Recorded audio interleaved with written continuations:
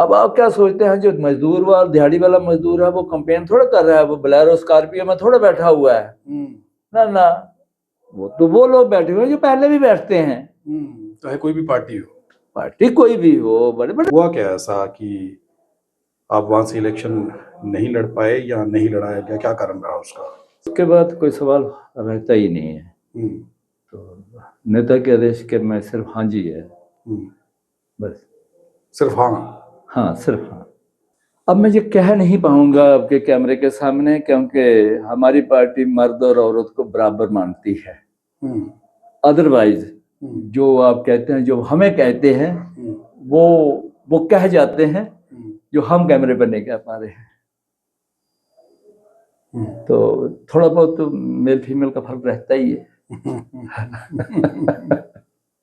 अब जो लोग कहते हैं, लेकिन हम नहीं कहेंगे क्योंकि कह नहीं पाएंगे जी। बसपा के सीनियर नेता डॉक्टर हाजी शाख मोहम्मद इस वक्त मेरे साथ हैं, मीडिया के इंचार्ज भी हैं, और नगरोटा की सीट पर इनका नाम चर्चा में था कि बसपा जो कैंडिडेट उतारेगी वो हाजी साहब होंगे। हाजी साहब ने इलेक्शन क्यों नहीं लड़ी, या पार्टी ने इलेक्शन क्यों नहीं लड़ाई?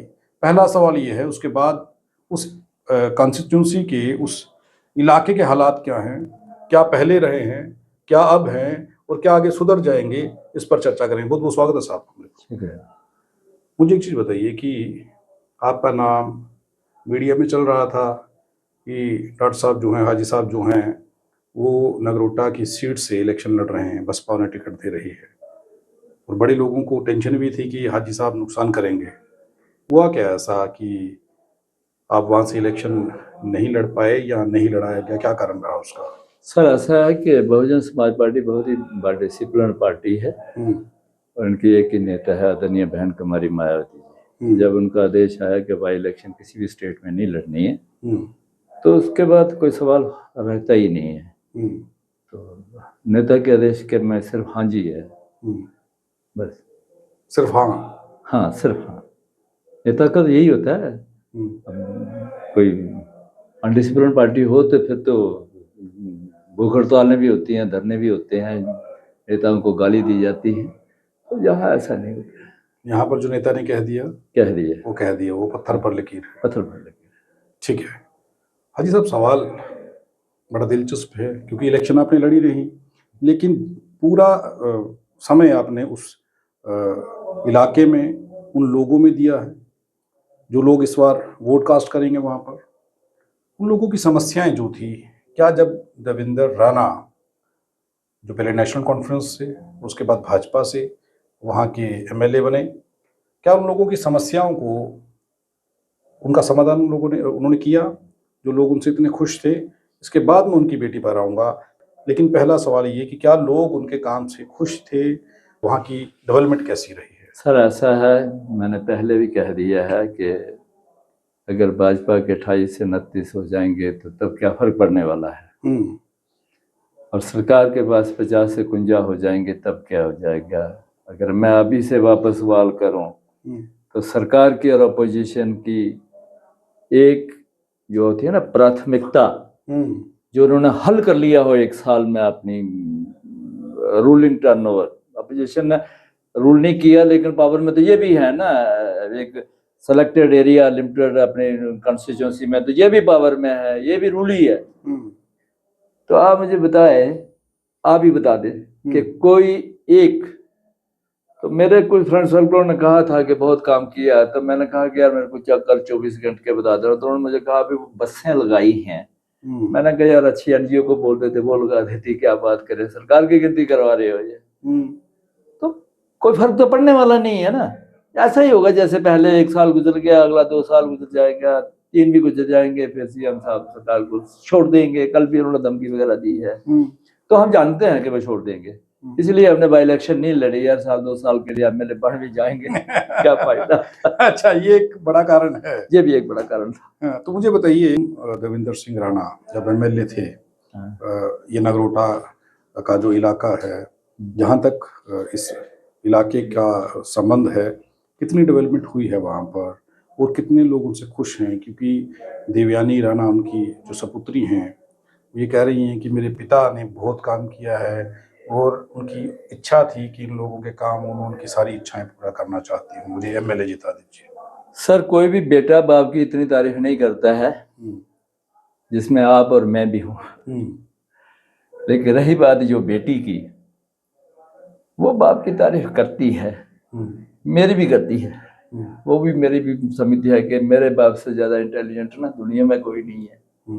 और बाप की छोटी होगी, लेकिन आई एम श्योर वो भी कहेगी। लेकिन तारीफ करना अलग चीज़ है और उसका प्रमाण देना वो अलग चीज़ है। During the period of national conference mister स्वर्गीय देवेंद्र राणा जी का वर्क कल्चर कुछ हद तक ठीक था। वो इसलिए ठीक था कि उससे पहले भी 2 पीरियड बीजेपी के लगे थे जिसमें वर्क कल्चर का कोई रोल ही नहीं है। मतलब उस जो साइलेंट पीरियड के बदले में जो दूसरा आया, मैं उसे ये कह सकता हूँ कि वो अच्छा था। लेकिन जब यही बीजेपी में चले गए तो फिर तो वो बीजेपी का कल्चर ही आ गया था, तो नथिंग, कुछ भी नहीं था। और वैसे भी कौन सा प्रोजेक्ट लगा था, कौन से पुल बने थे, कौन से डिग्री कॉलेज, कोई यूनिवर्सिटीज बन गई थी, कौन से हॉस्पिटल बने थे, कोई भी नहीं है। अगर 1-2 नायब तहसीलदार के कम बने भी हैं तो वो रेंट पर बैठे हुए हैं, तो कुछ भी नहीं है। ये ऐसे ही होता है। हर गांव में 4-4 आदमी हायर कर रखे हैं, जिंदाबाद जिंदाबाद कह देते हैं। लेकिन मेरा ख्याल है इस बार वही जो 4 लोगों की मैं बात कर रहा हूँ, जो सुबह उठ के आगे चौक पे बाजार पे आके कहते हैं बीजेपी जीतेगी, तो वो सुनने वाले भी कहता है कि यार ये अभी से इस भाषा में बात कर रहा है, ये कल जीत गए तो ये तो इधर आने में नहीं देगा। तो कहने का मतलब है कि वो नहीं, ऐसी इतनी भी बड़ी बात नहीं है कि कोई बीजेपी का कोई इतना बड़ा चमका रहा। देखो, अब वो शोषण नहीं है कि चीफ मिनिस्टर बनाना है, जम्मू का बनाना है, हिंदू बनाना है, कश्मीर का बनाना है, मुसलमान का बनाना है, वो नहीं है। अब सिंपल ही है। अब आप भी पुराने आदमी हैं, हम भी पुराने ही हो गए हैं, बुढ़े तो हो ही गए हैं। ये बाई इलेक्शन होती है, ये सरकार की होती है, सरकार छोड़ती नहीं है और 1 साल के अंदर हो रही है, हम भी समझते हैं। और अगर हम चाहते तो चलो रिक्वेस्ट करते भी कि चलो हम जीत जाएंगे, लेकिन हमने देखा 1 साल के अंदर वाली सरकार है और ये सरकार ही ले जाएगी। इसलिए चलो हमने भी सोचा और 2 साल थोड़े 10 रुपए पास हो जाएंगे तो अगली जनरल असेंबली इलेक्शन लड़ेंगे, क्योंकि 2 साल से पहले तो आ ही जाएगी, ये ना तो साल में आएगी पर 2 साल से ही जी। लेकिन आप बसपा के नेता और उस इलाके के कैंडिडेट थे, ये कंफर्म हो चुका था। हाँ, काम क्या है, जिन कामों की ज़रूरत है, क्योंकि आप हर उस इलाके में, उन पहाड़ी क्षेत्रों में, दूर दराज के इलाकों में गए हैं, क्योंकि इलेक्शन तो लड़नी थी आपको, तो वहाँ के लोग क्या कह रहे हैं? सर, हर आदमी की ज़रूरियात अलग अलग होती हैं। अब जो अमीर निज़ाम के लोग हैं, कैपिटलिस्ट, सरपंच हो गए, बड़े ट्रेडर्स हो गए, कुछ रिटायर्ड लोग होते हैं जिन्हें मंथली इनकम आती है या सैलरी बेसिस पर काम करने वाले लोग हैं, उनकी ज़रूरियात होती हैं कि यार पेट्रोल मिल जाए, गाड़ी निकालेंगे, मोटरसाइकिल निकालेंगे, शाम को सब्जी वगैरह उसी में लटका के उसी में सीट पर रख के आ जाएंगे। उनकी ज़रूरत अलग है। जिनको घर पे जिम्मेदारी करनी है, मजदूरी करके पैसे बचाने हैं, तो फिर उनको अगर हॉस्पिटल जाना है, उनके बच्चों को स्कूल जाना है, तो उनको जो है सर्विस बस चाहिए, सर्विस मेटाडोर चाहिए, उसका डिसिप्लिन चाहिए। लेकिन ये कोई नेता है, देखिए, ये हर बड़े आदमी, हर पैसे वाले की ज़रूरियात को मद्देनज़र रखा जाता है, ये एक दस्तूर बन चुका है।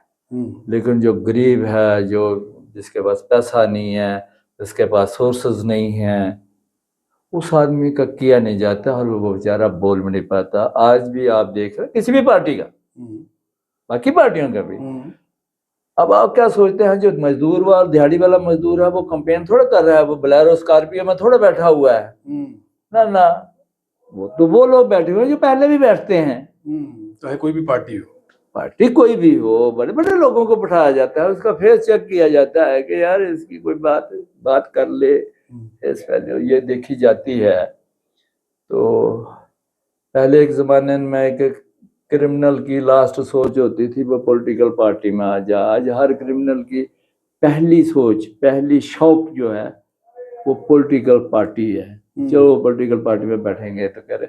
लेकिन मैं मुबारक देता हूँ इस बार की कि इस भाईपोल में ऐसा नहीं है। 2 फीमेल हैं, एक एक्स मिनिस्टर है हर्षदेव सिंह जी। चलो दौरा पड़ना अलग बात है, इसके तो कंट्रोल नहीं होता है।